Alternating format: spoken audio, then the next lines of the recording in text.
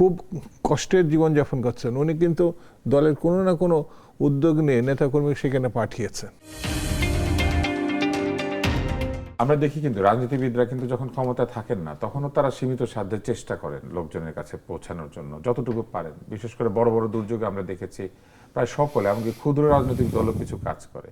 কিন্তু আমরা কখনোই কেন এই অন্তর্বর্তী তত্ত্বাবধায়ক কিংবা সুশীল কিংবা এদেরকে আমরা কখনো কেন দেখি না যে ক্ষমতায় নাই, তাতে কি, মানে তাতে তো কেউ তো অন্তত হাসপাতালে যেতে পারতেন, কেউ তো অন্তত আক্রান্তদের বাড়িতে গিয়ে সান্ত্বনা দিতে পারতেন। আমরা তো তখন দেখেছি তারা ছুটে যাচ্ছেন জুলাই যোদ্ধাদের বাড়িতে গিয়ে কাঁদছেন, জড়িয়ে ধরছেন। আমাদের প্রধান উপদেষ্টা তো বিভিন্ন সময় কেঁদেছেন। কিন্তু এখন যে এই 400-র বেশি শিশু মারা গেল, সামান্য একটা শোকের প্রস্তাব বা একটা সামান্য শোক প্রকাশ, সেটাও তো ইউনুস সেন্টার থেকে করা হচ্ছে না।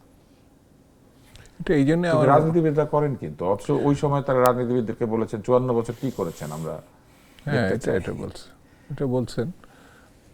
ওদের একজন মহিলা উপদেষ্টা ছিলেন, নামটা মনে হচ্ছে না, উনি এই কথাটা বলার পরে আবার এটার জন্য অনুতাপ প্রকাশ হয়েছে, ঠিক হয় নাই।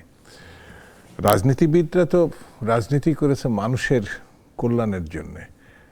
হয়তো এক একজন এক একটা দল করেন, এক একটা মতাদর্শ বিশ্বাস করেন, কিন্তু মূল টার্গেট তো সমাজ এবং দেশ, মানুষ, জনগণ। সেই কারণে অনেক দল আছে যে কখনো ক্ষমতায় যায় নাই, কিন্তু তারাও করে, তারা কাজ করে নির্বিঘ্ন, হ্যাঁ, নির্ভীতে। শুধু শহরে না, গ্রাম অঞ্চলেও অনেক মানুষ পাওয়া যাবে সারাটা জীবন সমাজ কর্মীর মতো তারা কাজ করেছেন। এই বিষয়গুলো একেবারে এড়িয়ে যাওয়া যায় না। কিন্তু যে অভিযোগগুলো এখন উঠছে গত অন্তর্বর্তীকালীন সরকারের প্রসঙ্গে, সেই মন মানসিকতা তো থাকতে হবে। সেই মন মানসিকতা তৈরি করে আমার বিবেচনায় রাজনৈতিক সচেতনতা, অর্থাৎ রাজনীতির দলের সদস্যই হতে হবে এমন কিন্তু না। এমন অনেক মুক্তিযোদ্ধা 71-এ ছিলেন, এমন অনেকে রাস্তায় গিয়ে দাঁড়িয়েছেন, সবাই কিন্তু একটা দলের জন্য গেছেন তা না, সে দেশের জন্য, মানুষের জন্য। এই যে অনুভূতিটা, এটা তো রাজনৈতিক।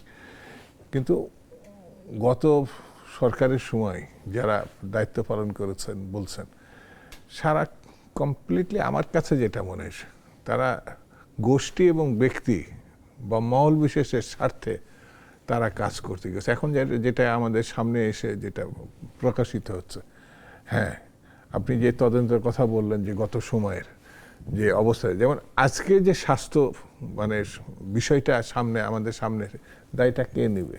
দায়িত্ব নিতে হবে। সেটি কোন সময় মানে সচেতনতা যেটা আমরা ওই সময় একটু শক্ত করে দাঁড়াতো, তাহলে এখন মানে এই যে শিশুদের আপনি 40,000-এর ঊর্ধ্বে আক্রান্ত, 50 ছাড়াই গেছে, মৃতের সংখ্যা 400-র ঊর্ধ্বে, ভাবা যায়?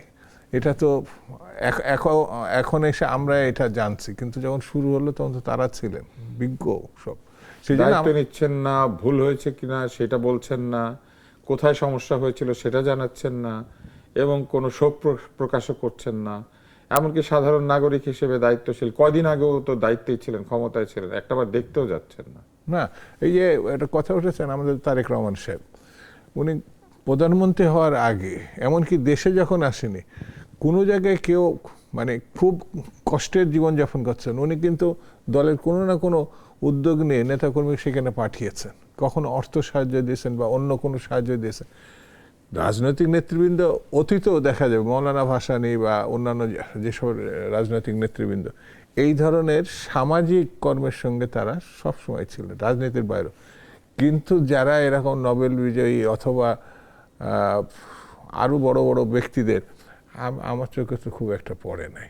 সেই জন্যে আমি সমালোচনা করলে তারা হয়তো কষ্ট পাবেন, কিন্তু আমাদের প্রত্যাশা তো শুধু রাজনীতিবিদদের কাছে না, সেই কাজটা তারা করেছেন বলে এখন এই প্রশ্নগুলো তৈরি হয়েছে, মানুষ জানতে চাচ্ছে।